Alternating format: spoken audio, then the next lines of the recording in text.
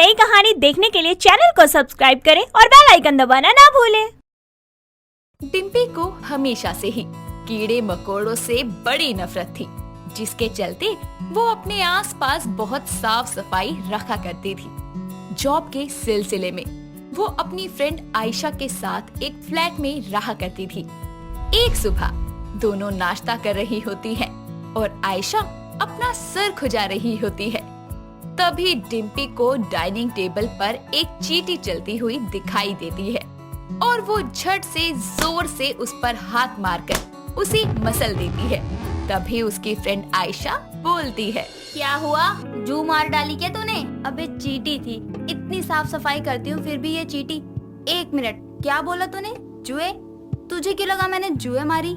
ऐसे ही बोल दिया बस। बे ठीक है, ये फालतू चीजों के नाम ना मेरे सामने मत लिया कर, समझी? अरे फालतू चीज नहीं, जीव होती है जुए। और बोल तो ऐसे रही है जैसे तेरे सर में कभी जुए पड़ी ही ना हो। बचपन में तूने भी तो अपने बालों में जुओं को आसरा दिया होगा। जुए? मुझे अपने पास चींटी भी बर्दाश्त नहीं है और तू जुओं की बात कर रही है? पागल वागल है क्या?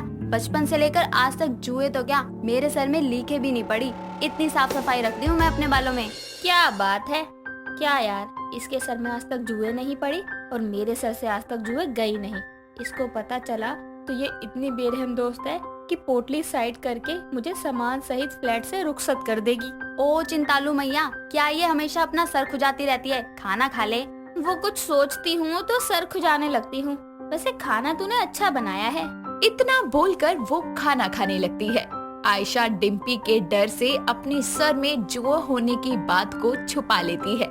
ऐसे ही समय बीतता है और एक दिन आयशा पूरे कमरे में अपना तौलिया ढूंढ रही होती है।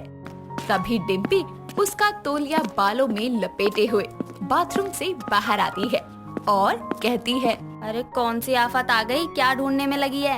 ए चुड़ैल, तूने मेरा तौलिया क्यों यूज किया? निकाल, पागल है क्या? निकाल अभी के अभी। अरे बोरा गई है क्या? मेरा वाला गीला पड़ा था तो तेरा यूज कर लिया। क्या यार, मैं तेरे साथ इस फ्लैट में ये कमरा शेयर कर रही हूँ और तुझे तौलिया शेयर करने में मौत आ रही है। So mean. मौत तो तुझे आएगी अब, जब जुओं के कारण तेरे सर में खुजली होगी। मैं यहाँ सारी चीजें अलग करके रखती हूँ ताकि इसके सर में जुए ना पड़े, और इसने मेरा तौलिया यूज करके खुद ही अपने सर में जुओं को बुलावा दे डाला। ओए देख, दोस्ती वोस्ती अपनी जगह, तू मेरी चीजें मत लिया कर, खास कर बालों से रिलेटेड, समझी? इतना बोलकर वो वॉशरूम में चली जाती है और कुछ दिनों बाद डिम्पी भी आयशा की तरह सर खुजाते हुए घर आती है और कमरे में जाकर बालों में कंघी करती है तो देखती है कि एक बार में ही 3-4 जुएं उसके सर से निकल रही है। तभी वहाँ आयशा आती है और कहती है, हाय राम, इतनी मोटी जुए? इतनी मोटी तो मेरे सर में भी नहीं है। वही तो जुए, और वो भी मेरे साफ सुथरे सर में। तभी मैं सोचूं मुझे इतनी खुजली क्यों हो रही है सुबह से। वो बोल ही रही होती है कि तभी उसकी नजर सर खुजा रही आयशा पर जाती है और शक की निगाहों से वो उसे देखकर बोलती है, मैं तो 2-4 दिन से सर खुजा रही हूँ, पर तेरी उंगलियां तो हमेशा से ही तेरे सर में घुसी रहती है। कहीं तुझसे ही तो मुझे जुए नहीं पड़ गई? थोड़ी देर लगी पर तू समझ गई। हाँ यार, तभी तो मैं तुझ पर उस दिन मेरा तौलिया यूज करने के लिए गुस्सा कर रही थी। हाय कमीनी, मर जा जाकर कहीं। अपने कीड़े मेरे सर में डालने के बाद कह रही है समझ गई तू? अरे तेरे जैसे दोस्त 2-4 और पैदा हो जाए ना, दुश्मनों की जरूरत नहीं पड़ेगी। हट, मैं जाकर जुओ वाला शैम्पू लेकर आती हूँ। मेरे पास है, दूं क्या? ना ना ना, मैं खुजा कर ही रह लूंगी, लेकिन आज के बाद तेरा कुछ भी यूज नहीं करूंगी। हट सामने से। इतना बोलकर वो बाहर निकल जाती है और रोजाना कंघी मारती है, बालों को धोती है, लेकिन उसके सर में जुए खत्म ही नहीं होती। तभी आयशा के कहने पर वो अपने बालों को ही छोटा करवा लेती है। साथ ही कुछ दिनों के लिए अपने घर चली जाती है। जैसे ही उसकी माँ अंजना दरवाजा खोलती है तो डिम्पी के छोटे बालों को देखकर हैरान होकर बोलती है, अरे डिम्पी, तो परकटी क्यों हो गई? किस खुशी में अपने बाल दान में देकर आई है? पहले अंदर आ जाऊं, फिर सब बता दूंगी। जिसके बाद दोनों माँ बेटी अंदर आती हैं और डिम्पी उसे अपने बाल छोटे कराने के पीछे की पूरी कहानी बताकर बोलती है, बस माँ, यही सोचकर बालों को कटवाया कि बाल तो फिर बढ़ जाएंगे, लेकिन जुए बढ़ गई तो खुद जल मैया बन जाऊंगी। चल सही है, वैसे जुए नाम की बला होती तो चींटी से भी छोटी है, लेकिन अगर एक बार बालों में बसेरा हो जाए ना उनका, तो मजाल है कि साफ हो जाए।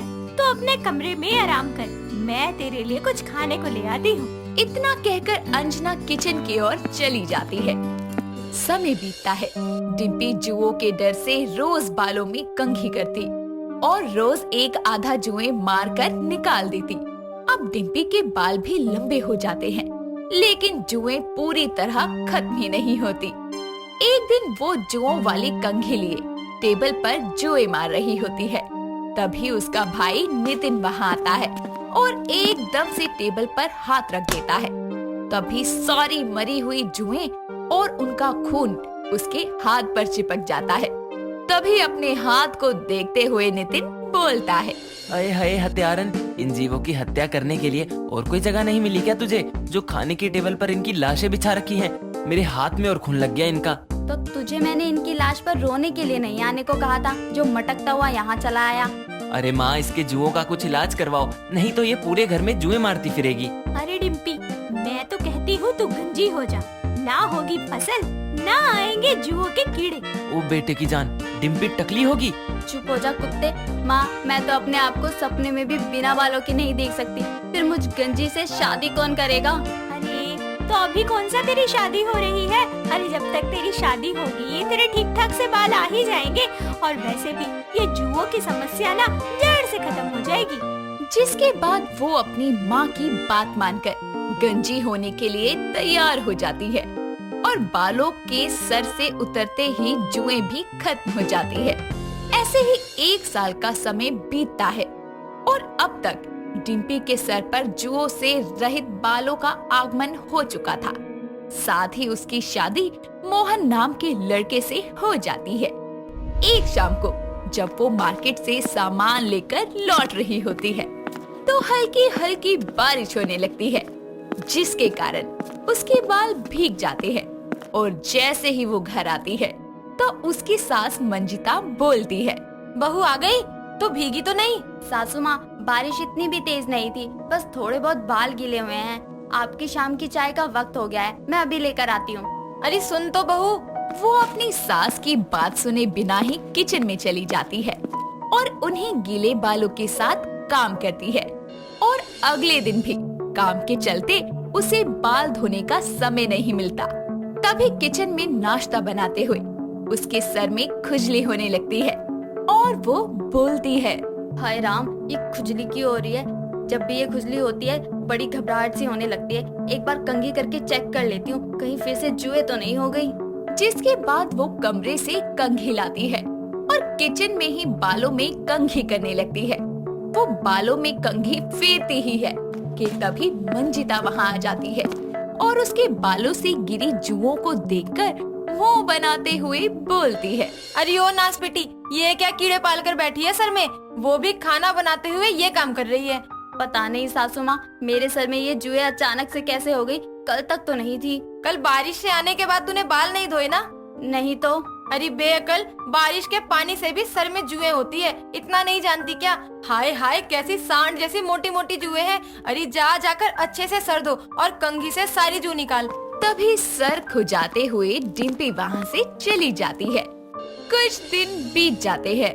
हर मुमकिन कोशिश करने के बाद भी डिम्पी के सर से जुएं खत्म ही नहीं होती। एक शाम वो सर खुजा रही होती है, तभी मोहन बोलता है, अरे बस भी करो खुजाना, तुम्हें ऐसे देखकर मेरे सर में भी खुजली हो रही है। जुए पड़ी तो दोस्त ने कहा बाल कटवा ले, फिर जुए पड़ी तो माँ ने कहा सर मुंडवा ले। अब क्या पेट्रोल छिड़ककर बालों में आग लगा डालूं? इन जुओं की वजह से तो जिंदगी झंड हो गई मेरी। अरे बहू, इतना क्या परेशान हो रही है? इस छोटे से बालों के लिए कीड़े से क्या डरना? तू बस रोजाना कंघी मार, साफ सफाई रख, एक दिन इन जुओं की विदाई तेरे सर से हो ही जाएगी। इतना कहकर डिम्पी की सास उसे समझा देती है, लेकिन कहते हैं ना, जिसका दर्द वही जाने। बेचारी कीड़े मकोड़ों से नफरत करने वाली डिम्पी अब जुओं भरे सर के साथ ही रहना सीख। यशी एक बहुत ही सुंदर और पढ़ी लिखी लड़की थी। उसके घुंघराले बाल थे, जिस वजह से उसके फ्रेंड्स उसको नूडल्स जैसे बाल वाली के नाम से चिढ़ाया करते थे। ऐसे ही एक दिन उसकी बेस्टी भव्या उसके घर आती है और उसे जबरदस्ती स्पा ले जाकर उसका मेकओवर करवा लेती है। साथ ही उसके बालों में स्मूथनिंग भी करवाती है, जिसे करवाने के बाद वो पहले से भी सुंदर लगने लगती है। ऐसे में भव्या उससे कहती है, वाह यार, कितनी सुंदर लग रही है। अच्छा हुआ जो मैं तुझे यहाँ ले आई। हाँ यार, तूने सच कहा। Thank you. Your hair looking so pretty. अब सब मेरी कितनी तारीफ करेंगे। चलना किसी अच्छी सी जगह पर सेल्फी लेते हैं। दोनों एक अच्छे से कैफे में जाते हैं और बाद में क्लब जाकर खूब मस्ती करते हैं। फिर वो दोनों अपने अपने घर चली जाती हैं और घर आते ही यशी की मम्मी संजना उसका बदला हुआ रूप देखकर बोलती है, यशी बेटा, ये तेरे बाल, और तू इतनी बदल कैसे गई? माँ, आज भव्या ने मेरा मेकओवर करवाया है। देखो ना, मेरे बाल कितने स्ट्रेट, सॉफ्ट, शाइनी हो गए हैं। हाँ यशी, तेरे हेयर तो बहुत सॉफ्ट हो गए हैं। वैसे तो बहुत अच्छी लग रही है और अब तो तेरी शादी करवा देनी चाहिए। बिल्कुल मम्मी। ऐसे ही एक दिन यशी अपना सूट लेने के लिए बुटीक पर जाती है और जब वहाँ से बाहर निकलती है तो एक लड़का हाथ में चैन घुमाता हुआ और खुली शर्ट में टपोरी की तरह उसके सामने खड़ा होकर बोलता है, ओह जान, तुमने तो अपनी काया ही पलट ली। अब तो मेरे दिल में समाती जा रही हो। उफ। हाँ भाई, हो गया तेरा। चहट मेरे आगे से, रास्ता खाली कर मेरा। उफ, तेरा हुलिया बदल गया, लेकिन तेरी तीखी जबान अभी भी कायम है। निकल यहाँ से। वो लड़का नहीं मानता और यशी के मना करने पर भी उसका रास्ता नहीं छोड़ता और जबरदस्ती उसका हाथ पकड़कर अपने साथ ले जाने की कोशिश करता है। इतने में पृथ्वी नाम का एक लड़का वहाँ से बाइक से जा रहा होता है तो उसकी नजर उन दोनों पर जाती है, जिसके बाद वो उनके पास आकर बोलता है, ओए, ये क्या कर रहा है? क्या बदतमीजी हो रही है? जबरदस्ती क्यों कर रहा है उनके साथ? तू कौन है? हाँ, चल निकल यहाँ से। मैं कुछ भी करूँ, तेरे को क्या लगता है? तू ऐसे नहीं मानेगा। पृथ्वी उस बदतमीज लड़के को बहुत मारता है, इतना कि वो टपोरी यशी से माफी मांगने लगता है और बोलता है, माफ कर दो मुझे, अब इन्हें परेशान नहीं करूंगा। सॉरी सॉरी बहना, मेरी माँ मेरी बुआ, माफ कर दो मुझे। चल निकल अब। थैंक यू सो मच मेरी हेल्प करने के लिए। नो इट्स ओके, ये तो मेरा फर्ज था, कोई भी होता तो यही करता। आप ठीक तो है ना? या आई एम टोटली फाइन। इस तरह दोनों अपने अपने घर चले जाते हैं।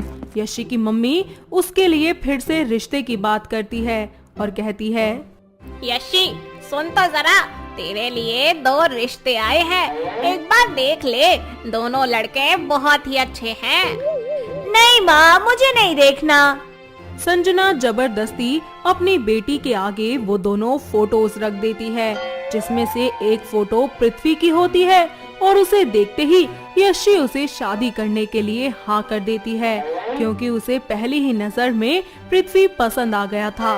2 दिन बाद ही संजना पृथ्वी और उसकी माँ को रिश्ता पक्का करने के लिए अपने घर बुलाती है और हाथों में चाय नाश्ता लिए यशी आ जाती है, साथ ही सभी को सर्व करती है। पृथ्वी उसे देखते ही पहचान लेता है, लेकिन वो वहाँ उस वक्त चुप रहता है। दोनों के घर वाले आपस में एक दूसरे से बातें कर लेते हैं और उन दोनों को एक दूसरे को जानने के लिए अकेला छोड़कर बाहर चले जाते हैं। ओ यशी, एक्चुअली मुझे पता नहीं था कि माँ ने तुम्हें मेरे लिए पसंद किया है। क्या पता हमें डेस्टिनी ने मिलवाया हो। आप मुझे बहुत अच्छी लगती हैं। अच्छा जी, जी मैं भी आपको बहुत पसंद करती हूँ। दोनों अपने अपने घर वालों को अपनी पसंद के बारे में बता देते हैं और अगले ही हफ्ते उनकी धूमधाम से शादी हो जाती है।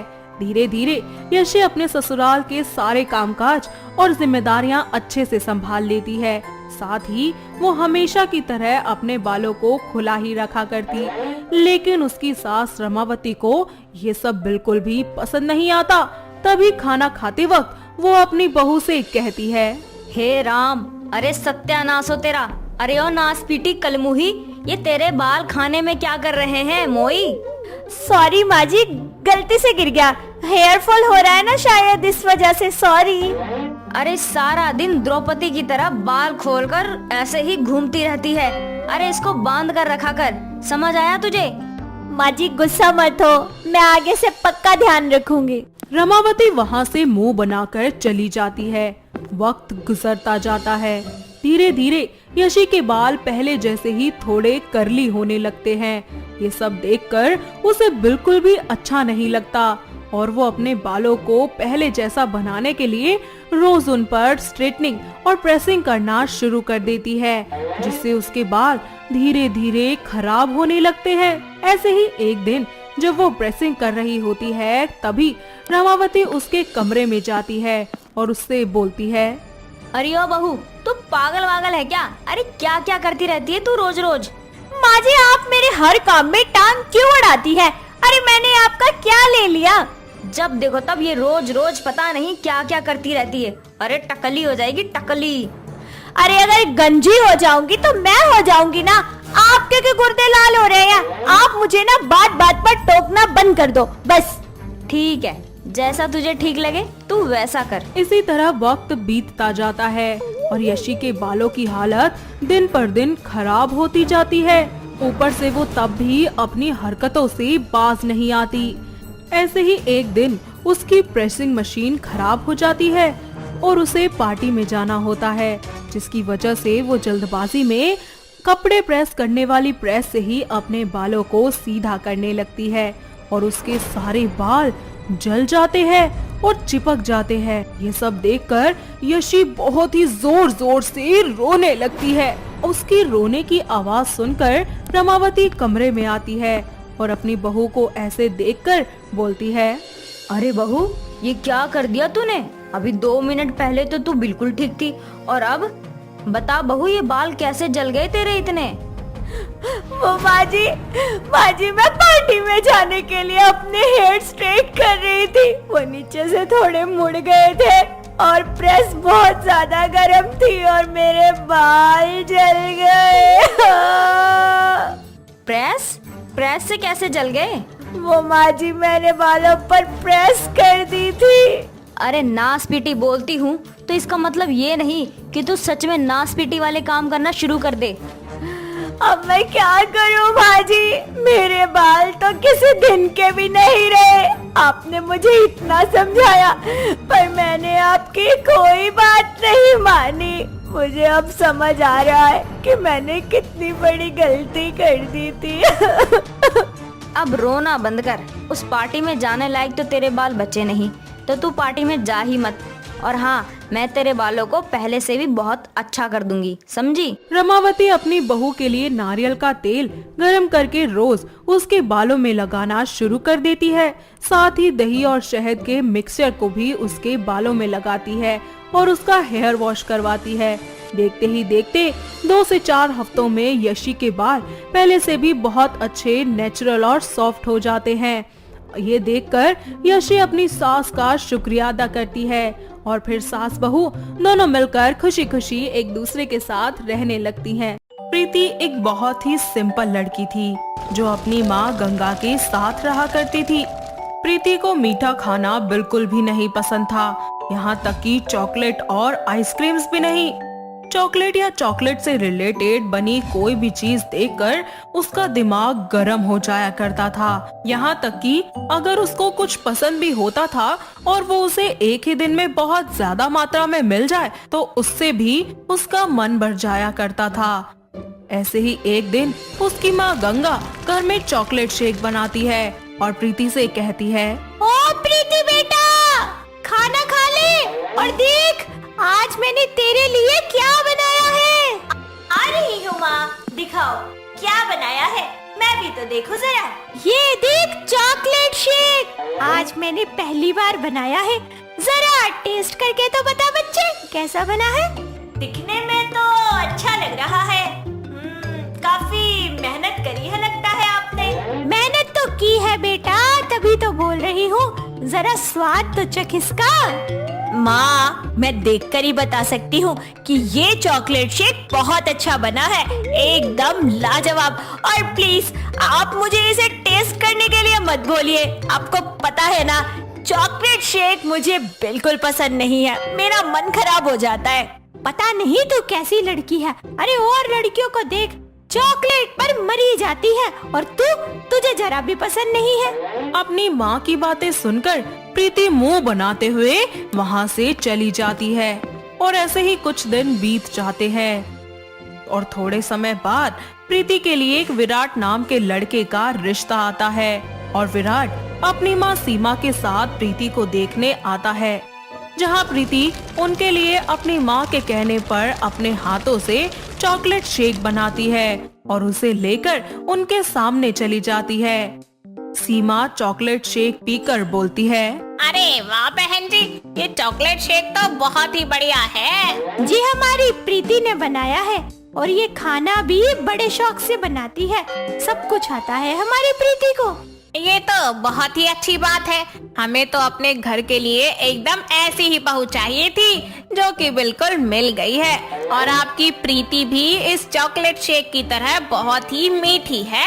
दोनों के परिवार वाले आपस में बात करके उनका रिश्ता पक्का कर देते हैं और बहुत ही जल्द उनकी बड़ी धूमधाम से शादी हो जाती है।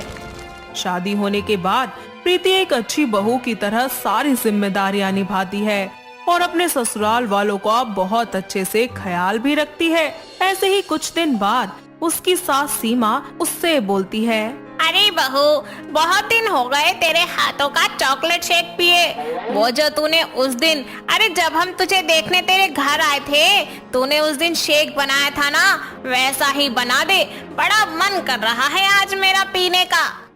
माँ जी, आप मुझे थोड़ा सा कॉर्नफ्लावर मंगा दीजिए, मैं आपको उससे भी अच्छा चॉकलेट शेक बनाकर दे सकती हूँ। ठीक है बहू, तू बस मुझे लिस्ट बनाकर दे दे कि तुझे क्या चाहिए, मैं अभी लेकर आऊंगी।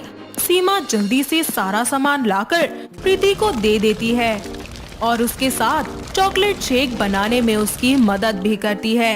चॉकलेट शेक बनने के बाद सीमा उसे पीने के लिए बैठ जाती है और प्रीति से बोलती है, अरे बहू, तू कब से इतनी मेहनत कर रही है और इतना अच्छा चॉकलेट शेक भी तूने बनाया और खुद ही नहीं पी रही, ये तो कोई बात नहीं बनी।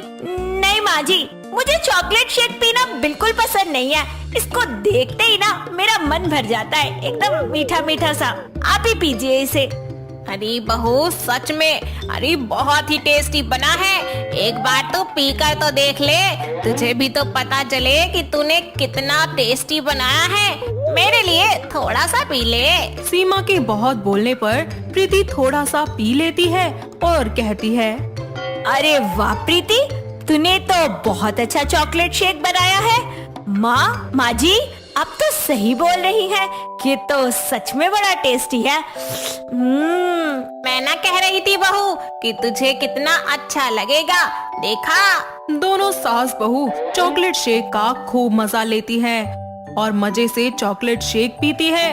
और अब जब कोई भी ओकेजन होता तो प्रीति जाकर चॉकलेट शेक बना लिया करती और सीमा भी उसमें उसकी मदद किया करती। और कुछ इस तरीके से प्रीति अलग अलग तरीके के चॉकलेट शेक बनाना सीख जाती है, जहां सीमा अपनी जुबान पर कंट्रोल रखती है और कभी कभी ही चॉकलेट शेक पीती है, तो वहीं प्रीति को चॉकलेट शेक रोज पीने की हैबिट हो जाती है और अब वो रोज ही चॉकलेट शेक बनाकर पीने लगती है। जिस पर सीमा उससे बोलती है, महारानी पहले तो चॉकलेट शेक पीती ही नहीं थी और अब देखो रोज की रोज बस इसे चॉकलेट शेक ही चाहिए, पता नहीं कैसी जीभ लपलपाती रहती है इसकी। हाँ तो माँ जी, लत भी तो आप ही ने लगाई है इसकी मुझे। अरे तो मैंने ये थोड़ी बोला था कि तू रोज रोज चॉकलेट शेक बनाकर पिए, अरे कभी कभी तो फिर भी सही रहता है, लेकिन ये चॉकलेट सेहत के लिए इतनी अच्छी नहीं होती, तो कम ही खानी चाहिए। जो तू ये रोज रोज बनाकर बैठ जाती है ना, एक दिन तुझे ही नुकसान पहुँचाएगी बहू, समझी। अगर आपका ये भजन खत्म हो गया हो तो क्या मैं अब अपना चॉकलेट शेक पी सकती हूँ? दोनों सास बहू की लड़ाई हो जाती है और अब प्रीति रोजाना सुबह नाश्ते में चॉकलेट शेक बनाना शुरू कर देती है और वो खुद तो पीती ही है और साथ में विराट को भी चॉकलेट शेक पिलाती है। जिस पर एक दिन विराट उससे कहता है, क्या यार प्रीति, रोज रोज चॉकलेट शेक क्यों बना रही हो? कभी कुछ और भी दे दो, जैसे जूस। कितने दिन हो गए? अरे बेटा, अब तो ये सब कुछ भूल ही जा। मुझे तो ऐसा लगता है कि ये कलमोही अब हमें पानी की जगह भी चॉकलेट शेक ही देगी। पता नहीं कौन सा मनहूस दिन था जब मैंने इसे चॉकलेट शेक टेस्ट करवाया था। मैं तो उसी दिन को कोसती हूँ। अब जब आपसे गलती हो ही गई है तो आप बार बार मुझे क्यों कोस रही हैं? अरे अब तो इसकी जुबान भी इतनी चलने लगी है कि बस राम ही मालिक है। मैं तो कुछ नहीं बोलती, खुद ही भुगतेगी बाद में। अपनी सास की बातें सुनकर प्रीति गुस्से में वहाँ से चली जाती है और विराट अपनी माँ के साथ मिलकर एक प्लान बनाता है। माँ, अगर इंसान को कोई चीज अगर हद से ज्यादा पसंद है और अगर वो उसको रोज दी जाए तो उसका मन भर जाता है। लेकिन प्रीति के साथ तो सबसे बड़ी प्रॉब्लम यही है कि वो अपनी फेवरेट चीज भी थोड़ी थोड़ी मात्रा में खा पाती है। अगर वही चीज आप उसको एक दिन में ढेर सारी खिला दोगी तो वो खाना ही छोड़ देगी। हमें बस इसी का फायदा उठाना है। दोनों माँ बेटा मिलकर प्रीति के लिए खूब सारा चॉकलेट शेक बनाते हैं, जैसे कि chocolate milk shake, chocolate ice cream shake और बाकी सब भी। और ये सभी चीजें प्रीति के सामने रखकर सीमा उससे बोलती है, बहू, मुझे माफ कर दे और देख, मैंने तेरे लिए तेरा पसंदीदा चॉकलेट शेक बनाया है, इसीलिए प्लीज मुझे माफ कर दे। हाँ प्रीति, हमें माफ कर दो। देखो, हमने तुम्हारे लिए कितना सारा चॉकलेट मिल्क शेक बनाया है। अब तो हमें माफ कर दो। माँ जी, विराट जी, इतना सारा चॉकलेट शेक, अरे मैं नहीं पी पाऊंगी इसे। आप ले जाइए इसे यहाँ से।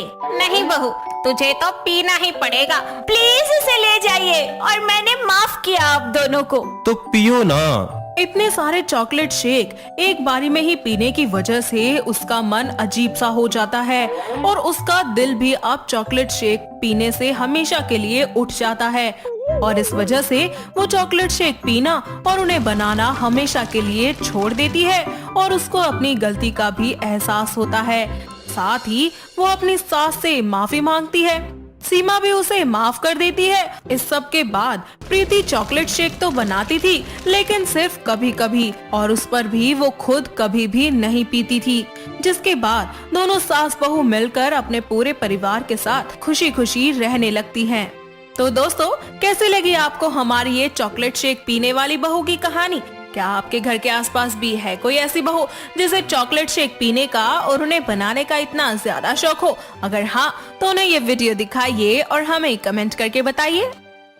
दोस्तों, अगर आपको ये कहानी पसंद आई तो इसे लाइक करें, शेयर करें और कमेंट करके बताएं कि कहानी में आपको सबसे अच्छा क्या लगा।